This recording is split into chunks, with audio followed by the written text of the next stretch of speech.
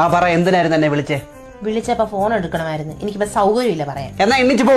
ഞാൻ പറയും, എനിക്ക് പറയാനുള്ള അവകാശവും അധികാരവും ഈ വീട്ടിലുണ്ട്. എന്നാ പറ. ആഹാ, നിങ്ങൾ പറയുമ്പോ പറയാൻ ഞാൻ നിങ്ങളുടെ ആരോ കളിപ്പാവയോ? അല്ലല്ലോ. എനിക്ക് പോയി ചോറ് വിളമ്പോ പോ. അരി ഇട്ടിട്ടില്ല. എന്താ അരി ഇടാഞ്ഞേ? ഗ്യാസ് ഇല്ലായിരുന്നു. എന്താ എന്നോട് പറയാഞ്ഞേ? അത് പറയാൻ വേണ്ടിട്ട് നിങ്ങളെ വിളിച്ച. അപ്പൊ നിങ്ങൾ എന്തുകൊണ്ട് ഫോൺ എടുത്തില്ല? ഞാൻ ട്രാഫിക്കിലായിരുന്നു. ട്രാഫിക്കിൽ നിന്ന് നിങ്ങളാണോ കയ്യും കാലും കാണിക്കുന്ന? അല്ലല്ലോ. അല്ലല്ലോ. അല്ല, നിങ്ങളുടെ അച്ഛൻ. വേണ്ടേ, എന്നെ കൊണ്ട് ദേഷ്യം പഠിപ്പിക്കരുത് കേട്ടോ. മിക്കവാറും ഡിവോഴ്സ് ആവും നമ്മൾ തമ്മിൽ. അയ്യോ, എന്നാ പിന്നെ അടിപൊളി ഒരു വക്കീലിനെ സെറ്റാക്കി തരാം. അങ്ങ് പോയി തരാമോ?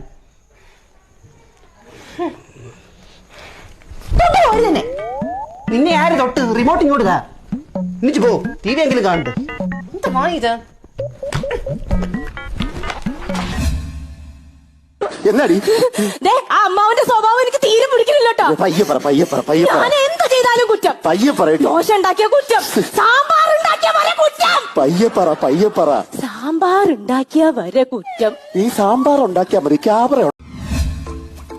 വെള്ളം.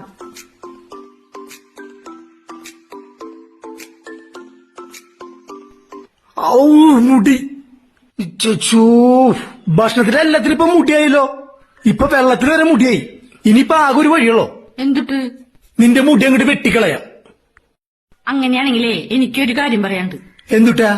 നിങ്ങൾ എന്നും കിടന്നുറങ്ങുമ്പോഴേ ബെഡിൽ മൂത്രമൊഴിക്കണ്ടല്ലോ, അതിന് ഞാനെന്തൊരു ചെയ്യണ്ടേ?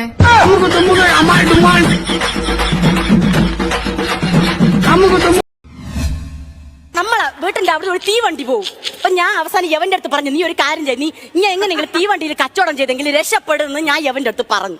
ഞാൻ എന്തിനാ വെളുപ്പാങ്കാലത്ത് എഴുന്നേറ്റിട്ട് രാവിലെ എന്തിനെ കൊണ്ടാക്കും? വട ഉണ്ടാക്കും, ഉഴുന്നോടെ ഉണ്ടാക്കും, ഉണ്ണിയപ്പം ഉണ്ടാക്കും, അച്ചപ്പം, കുഴലപ്പം എല്ലാം ഉണ്ടാക്കി യവന്റെ കയ്യിൽ കൊടുത്തുകൊണ്ട് കച്ചവടം ചെയ്യാൻ. യവ എന്നിട്ട് വൈകുന്നേരം ആകുമ്പോ ഇതെല്ലാം കൊണ്ട് തിരിച്ചു വരും കച്ചവടം ചെയ്യാതെ. വിളിച്ചു പറഞ്ഞാലല്ലേ കച്ചവടം നടക്കുള്ളൂ ട്രെയിനില്. വിളിച്ചു പറഞ്ഞിട്ടുണ്ടെങ്കിൽ 2 ദിവസം എടുക്കും. ഇത് തന്നെ യവൻ വിളിച്ചു പറയും. നീ വിളിച്ചു പറഞ്ഞത് കാണിച്ചു. അച്ചപ്പം, പക്കാവട. യവൻ വിളിച്ചു തീരുമ്പോ വണ്ടി അങ്ങ് ഷൊർണൂരെത്തും. പിന്നെ എന്തിനു ചെയ്യൂന്ന് നിങ്ങൾ നോക്കണം. അതും പോട്ട്, ഞാൻ യവൻ ഒരു ചായക്കട ഇട്ട് കൊടുത്ത് ആകെ കൂടി എന്റെ കഴുത്തി കിടക്കണം മിന്നാണ് ഒരു സാധനം ഉണ്ടായിരുന്നത് കൊണ്ടുവന്ന് വിറ്റ് ഞാൻ ചായക്കട ഇട്ട് കൊടുത്ത്. ഒരു ദിവസം ഞാൻ നോക്കിയപ്പോ ചായക്കട നിന്ന് കത്തുന്നു.